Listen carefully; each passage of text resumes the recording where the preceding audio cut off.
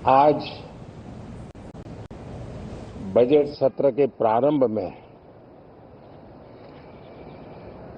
मैं समृद्धि की देवी मां लक्ष्मी को प्रणाम करता हूं।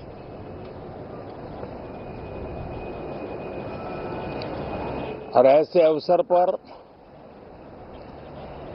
सदियों से हमारे यहां मां लक्ष्मी का पुण्य स्मरण किया जाता है।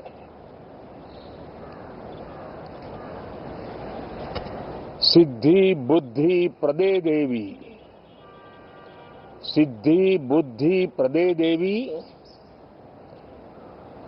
भुक्ति मुक्ति प्रदायिनी, भुक्ति मुक्ति प्रदायिनी, मंत्र मूर्ते सदा देवी, मंत्र मूर्ते सदा देवी, महालक्ष्मी नमोस्तुते, महालक्ष्मी नमोस्तुते। मां लक्ष्मी हमें सिद्धि और विवेक देती है, समृद्धि और कल्याण भी देती है। मैं मां लक्ष्मी से प्रार्थना करता हूं कि देश के हर गरीब समृद्धि और कल्याण भी देती है। मैं मां लक्ष्मी से प्रार्थना करता हूं कि देश के हर गरीब एवं मध्यम वर्ग समुदाय पर मां लक्ष्मी की विशेष कृपा रहे। साथियों, हमारे गणतंत्र के 75 वर्ष पूरे हुए हैं।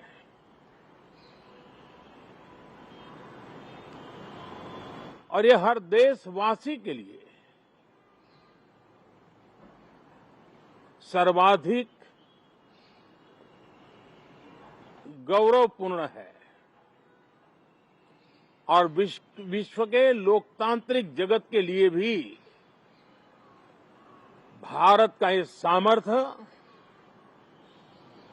अपनी एक विशेष स्थान बनाता है। साथियों, ये देश की जनता ने मुझे तीसरी बार ये दायित्व दिया है और इस तीसरे कार्यकाल का ये पहला पूर्ण बजट है।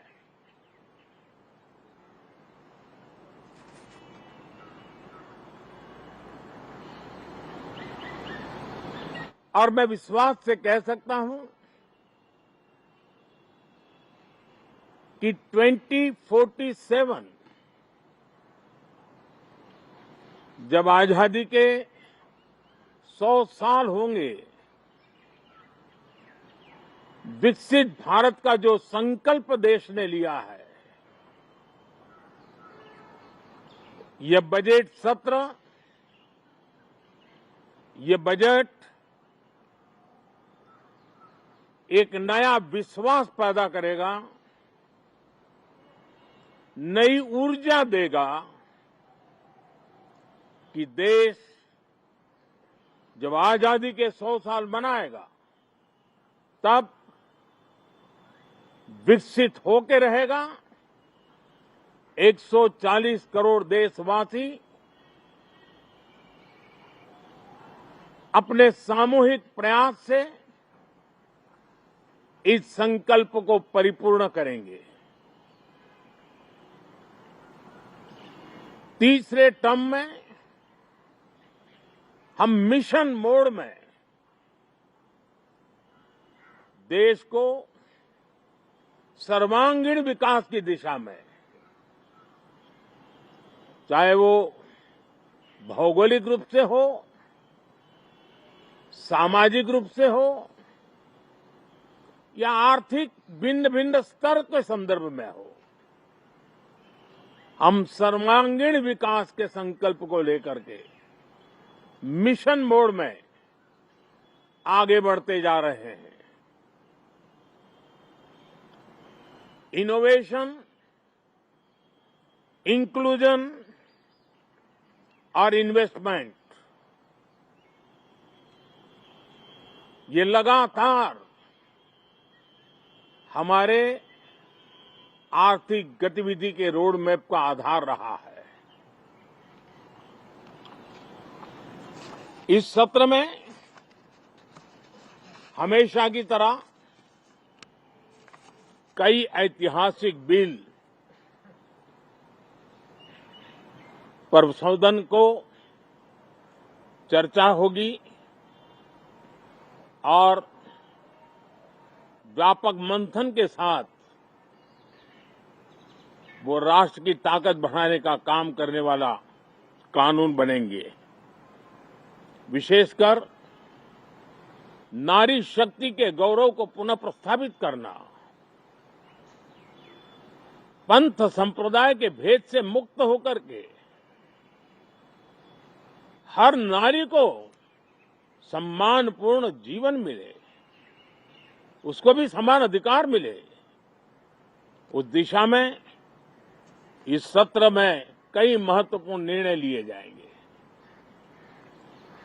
Reform, perform and transform. जब विकास की तेज गति को प्राप्त करना होता है तो सबसे ज्यादा बल रिफॉर्म पर रहता है। राज्य और केंद्र सरकार ने मिलकर के परफॉर्म करना होता है और जन भागीदारी से हम ट्रांसफॉर्मेशन देख सकते हैं। हमारा युवा देश है, युवा शक्ति है और आज जो 20-25 साल की आयु के नौजवान है, जब वो 45-50 साल के होंगे तब वो विकसित भारत का सबसे बड़े बेनिफिशियरी होने वाले हैं। उम्र के उस पड़ाव पे होंगे, नीति निर्धारण की व्यवस्थाओं में उस जगह पे बैठे होंगे कि वे गर्व के साथ आजादी के बाद जो शताब्दी शुरू होगी, एक विकसित भारत के साथ आगे बढ़ेंगे। और इसलिए ये विकसित भारत के संकल्प की पूर्ति का प्रयास, ये अथाग मेहनत आज जो हमारे टीनेजर्स हैं, हमारी युवा पीढ़ी है, उनके लिए ये एक बहुत बड़ा तोहफा बनने वाली है। जो लोग 1930 में, 42 में आजादी के जंग में जुट गए थे, पूरी देश की युवा पीढ़ी खप गई थी आजादी के जंग में, और उसके फल 25 साल के बाद जो पीढ़ी आई उसको नसीब हुए। उस जंग में जो नौजवान थे उनको नसीब हुए। आजादी के पूर्व के वो 25 साल